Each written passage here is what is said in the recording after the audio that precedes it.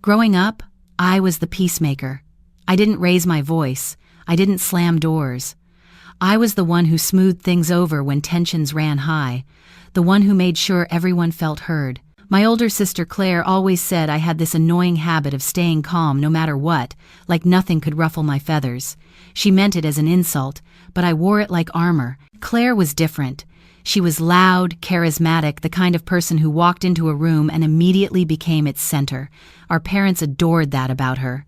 They'd light up when she told stories about her marketing job in Boston, about the campaigns she was running, the clients she was landing. When I talked about my work as a senior data analyst, their eyes would glaze over within seconds.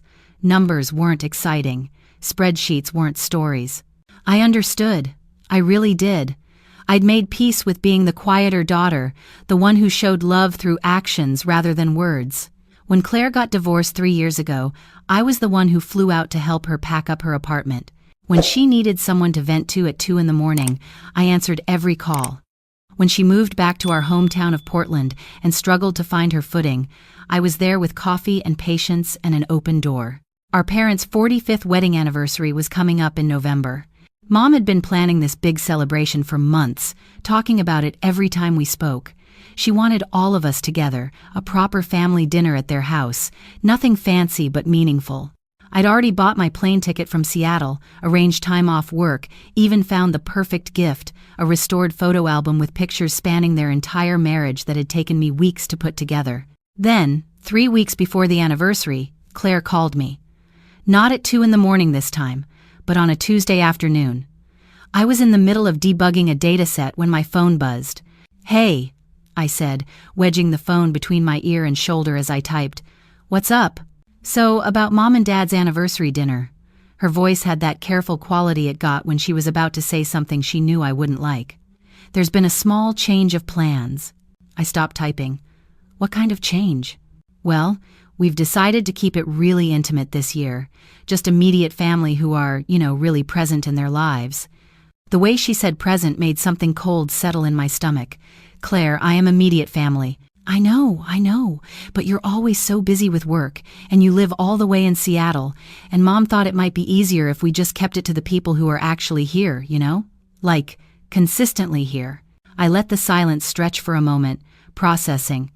I've visited every other month for the past 2 years. I call Mom 3 times a week. I help them set up their new computer. I organized Dad's medication schedule when he had that heart thing last year. "Right, but that's the thing, Mara. You do all this stuff from a distance. You swoop in, fix things, and then you leave. It's not the same as being present." Claire's voice shifted, gaining confidence. "And honestly, this dinner is for people who've really invested in being part of their daily lives. It's not a place for someone who treats family like a project to manage remotely." There it was. The words hung between us like smoke. Not a place for someone like you. Someone who manages from a distance. Someone who doesn't really belong. Did Mom and Dad say this? My voice was steady, calmer than I felt. "It was a family discussion. We all agreed it made sense." She paused. "Don't make this into a thing, Mara. It's just one dinner. You can call them on the actual day or whatever." After we hung up, I sat in my apartment staring at the wall. The photo album was on my coffee table, wrapped in cream-colored paper with a silk ribbon. I'd spent hours on it, scanning old photos, arranging them chronologically, adding little captions with dates and memories. I thought about all the times I'd rearranged my schedule to be there, the red-eye flights I'd taken after work to make it to events, the way I'd learned to show love in the quiet ways that came naturally to me. And apparently, none of it counted, because I wasn't loud about it. I looked at my phone, pulled up my family group chat. The last message was from me, 2 days ago, asking about Dad's latest cardiology appointment. No one had responded. I scrolled up. There were dozens of my messages, questions about their health, reminders about things they'd mentioned needing help with, photos of things that made me think of them. Most had 1 or 2 word responses, if any. But there was another thread, I noticed. A group chat that I wasn't part of, based on a screenshot Claire had accidentally sent me once and quickly deleted. The active family chat, the one where real conversations happened. Something shifted in me then. Not anger, exactly. More like clarity. The kind that comes when you finally see the shape of something you've been living inside of without realizing it. I'd been managing my family like I managed data sets at work, trying to find the pattern, trying to optimize the relationship, inputting effort and expecting some proportional output of belonging. But you can't optimize your way into mattering to people. You either matter or you don't. And the truth was sitting right there in my unanswered messages and my sister's casual dismissal and my invitation that never really existed in the first place. I opened my laptop and started making changes, small ones at first. I'd been the one organizing all our family video calls. I had a shared calendar with reminders, would send links, would follow up to make sure everyone could make it. I deleted the recurring events, canceled the next call scheduled for that Sunday. I'd been the one remembering everyone's birthdays, sending thoughtful gifts I knew they'd love because I actually paid attention to what they mentioned wanting throughout the year. I went through my reminders and deleted them all. Claire's birthday in December, Dad's in January, Mom's in March. I was supposed to help them set up their new smart TV over Thanksgiving when I came to visit. I canceled my Thanksgiving flight, added those vacation days back to my bank at work. Then, I did something I'd never done before. I texted my parents directly, not in any group chat. "Hey, Mom and Dad, Claire mentioned the anniversary dinner is for family who are really present in your daily lives. I understand and respect that. I hope you have a wonderful celebration. I love you both." I sent it and turned off my phone. The next morning, I had 17 missed calls and twice as many texts. I made coffee before I looked at any of them. Mom's texts were panicked. "Mara, honey, what are you talking about? Of course we want you at the dinner. There must be some misunderstanding." Dad's were shorter. "Call me. This is ridiculous." But it was Claire's messages that were the most telling. "Why are you being so dramatic? I never said you couldn't come. You're twisting my words. This is exactly why we have communication problems." I responded only to my parents. "No misunderstanding, Mom. Claire was very clear that the dinner is for family who are consistently present and invested. I'm always busy with work and live far away, so it makes sense to keep it intimate. I hope you understand." I sent it, and then I did something that felt simultaneously liberating and terrifying. I muted all the family group chats, turned off notifications for their individual messages, not blocked, just muted. They could reach me if there was a real emergency, but I wouldn't be checking in, wouldn't be monitoring, wouldn't be managing. The silence that followed was strange. For 3 years, I'd structured my life around being available to them. Now, suddenly, I had all this space, time I didn't realize I'd been spending. I started using it for myself. Went to a pottery class I'd been meaning to try. Said yes when my colleague Jasmine invited me to her book club.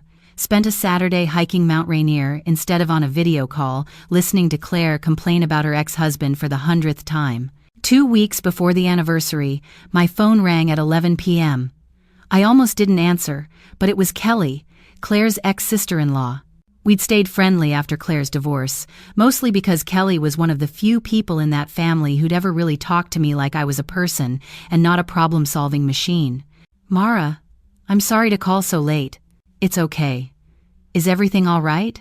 I just needed to tell you something, and I couldn't not say it anymore." She took a breath. "The anniversary dinner thing. That was all Claire. Your parents had no idea she'd told you not to come until they got your text. Your mom cried for 2 days." I sat down slowly on my couch. "Kelly, Claire told them you were too busy with work to make it, that you'd said it was too much travel right now. She showed them some text conversation, but I think she faked it because when your mom brought it up to me, nothing about it sounded like you.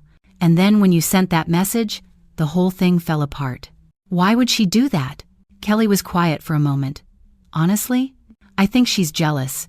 Your parents talk about you constantly when you're not around, about how successful you are, how you've built this whole life in Seattle, how proud they are that you're so independent and accomplished. Claire's been back home for 3 years and she's still trying to find stable work. She's living in their basement, and every time they mention you, I can see it on her face. That doesn't make sense. They light up when she's around. They barely respond to my messages. They respond to the noise she makes. But that's not the same as being proud. Your dad has your company bio printed out in his wallet. Did you know that? He shows it to people. And your mom has that article about your team's project framed in her sewing room. I didn't know that. I'd never seen it because I usually stayed with Claire when I visited, trying to support her, trying to make sure she didn't feel alone in our parents' basement. Claire's not a bad person, Kelly continued, but she's hurting, and she's taking it out on you, and your parents are too close to it to see clearly. They just think there's some miscommunication between their daughters. After we hung up, I sat with this information. I could feel the old instinct rising, the peacemaker in me wanting to fix this, to smooth it over, to find a way to make everyone comfortable again. But underneath that instinct was something new, a question I'd never really asked myself before. What did I want? The answer came quickly, clearly. I wanted to matter to people who saw me, actually saw me, not the utility I provided or the problems I could solve. I wanted relationships where my quietness wasn't treated as absence and my care wasn't invisible just because it wasn't loud. I wanted to stop performing belonging and actually feel it. The anniversary came and went. I sent my parents flowers and a card, something simple. My mom called, crying, begging me to explain what was happening. I told her I loved her, that I wasn't angry, that I just needed some space to figure out what kind of relationship we actually had versus the one I'd been trying to maintain through sheer force of will. But you're my daughter, she said, confused. We have a good relationship. Do we, Mom? Or do I just work really hard to make it seem like we do? She didn't have an answer for that. Thanksgiving came. I didn't go home. Instead, Jasmine invited me to her family's celebration, and I went. It was chaotic and warm and loud in ways my family gatherings never were. Her mom asked me about my work and actually listened to the answer, asked follow-up questions, wanted to understand what I did all day. Her brother argued with me about data privacy in a way that was engaging rather than dismissive. When I helped clean up after dinner, her dad thanked me like it mattered, like my contribution was seen. I cried in Jasmine's guest room that night, not from sadness, but from the sudden recognition of what I'd been missing. The feeling of being welcomed not for what I could provide, but just for being there. December rolled around. Claire's birthday came and went without a text from me for the first time in our adult lives. She called me, furious. Really, Mara? You can't even send a birthday text? This is so petty. I didn't think you'd notice, I said honestly. You rarely respond to mine. That's different. I'm always busy, you know that. But I'm your sister. You're supposed to remember. I'm busy too, Claire. I'm also your sister. But apparently that only counts when it's convenient for you. What is your problem lately? Ever since that dinner thing, you've been acting like we did something terrible to you. We just wanted one intimate family night, and you turned it into this huge drama. You told me I wasn't present enough to be included in our parents' anniversary celebration. You said I treat family like a remote project. And when I took you at your word and stepped back, suddenly I'm being dramatic? I could feel the old calm settling over me, the steadiness that used to be about keeping peace but now was just about keeping clarity. I'm not making drama, Claire. I'm just finally believing what you've been showing me for years. And what's that? That I matter to you when you need something from me, and I don't the rest of the time. She hung up. Christmas approached. My parents invited me, of course. Said Claire wouldn't be there. That they wanted just me this year. That we needed to talk and reconnect. I considered it. Part of me wanted to go, wanted to try again, wanted to be the peacemaker who fixed this broken thing. But I thought about Kelly's words, about the framed article I'd never seen, about my dad's wallet with my bio in it, about all the ways they'd been proud of me quietly, invisibly, while I'd been looking for loud approval that matched Claire's reception. And I thought about how exhausting it was, trying to translate between their love language and mine, always wondering if I was imagining the affection I hoped was there. I love you both, I told my mom on the phone, but I don't think I can do Christmas this year. I need more time. Time for what? To figure out if we can have a relationship where I don't have to earn my place in the family every single time, where being quiet doesn't mean being absent, where I can just be your daughter without having to prove I deserve to be. My mom was silent for a long time. Then, softly, "Have we made you feel like that?" "Yes," I said. Not always on purpose, but yes. After I hung up, I felt lighter than I had in months, maybe years. Not because I'd severed ties, but because I'd finally told the truth about what those ties had been costing me. I spent Christmas with Jasmine's family again. They'd invited me weeks earlier, casually, the way you invite someone you genuinely want around. Jasmine's mom asked if I'd help her make pierogi from her grandmother's recipe, said she thought I'd appreciate the precision involved. She was right. We spent hours in the kitchen, measuring and folding, and she told me stories about her childhood in Pennsylvania while I listened. That night, after dinner, Jasmine's dad pulled out old photo albums, and we all crowded around looking at pictures from the 70s and 80s. They included me in their nostalgia like I'd always been part of it, explaining context, laughing at fashion choices, making space for me in their family narrative even though I'd just met them months earlier. This, I thought, was what belonging felt like. Not earned, not proven, just offered and accepted. 2 days after Christmas, my mom called again. Not crying this time, but serious.